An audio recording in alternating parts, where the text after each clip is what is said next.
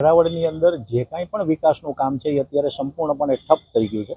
છેલ્લા 1.5 વર્ષથી કોઈ પણ પ્રકારની નગરપાલિકાના માધ્યમથી બાંધકામની મંજૂરી, લેઆઉટ પ્લાન મંજૂર થવા, સબ પ્લોટિંગ થવા, ઇમ્પેક્ટ ફીના કામ પૂરા થવા, આવા દરેક કામો છેલ્લા 1.5 વર્ષથી સરકારશ્રી તરફથી સદંતર બંધ કરી દેવામાં આવ્યા છે. આનાથી વેરાવળ પાટણની જનતાને પારાવાર મુશ્કેલી ઊભી થઈ છે. વેરાવળ પાટણ શહેરની અંદર કામ કરતા વેપારીઓ, જે ખાસ કરીને જમીન મકાનનું કામ કરે છે, બિલ્ડર છે, એન્જિનિયર છે, વકીલો છે, આ સિવાયના તમામ મજૂર વર્ગને બધા પારાવાર મુશ્કેલીમાં અને સંપૂર્ણપણે આર્થિક મંદીમાં ફસાઈ ગયા છે. આ બધી જ માંગણીઓ અમે વારંવાર મુખ્યમંત્રીશ્રી, મંત્રીશ્રી આમને કરી છે. કોઈએ ના છૂટકે આંદોલન તરફ જવાની ફરજ પડે એવો આજે જન આક્રોશ હતો.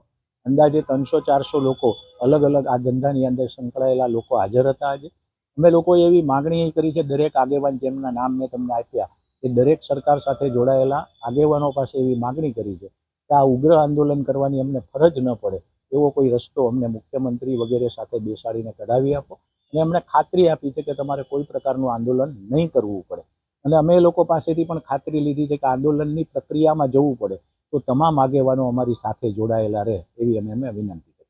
અને બધા આગેવાનો એ સાથે મળી અને નક્કી કર્યું કે ભાઈ વેરાવળની અંદર 2 વર્ષથી બાંધકામની મંજૂરી મળતી નથી. બિનખેતીના પ્રશ્નો જે છે, તો આ બધા પ્રશ્નો જે છે એ ખૂબ ગંભીર છે.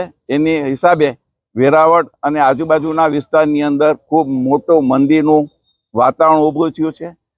એટલા માટે આ બાબતમાં સરકારની અંદર ટાઈમ લઈ અને રજૂઆત કરવા માટે જવા માટેની આજની મિટિંગમાં સર્વાનુમતે નક્કી કર્યું. આમાં અમે 3 વખત ત્યાં ગયા છે.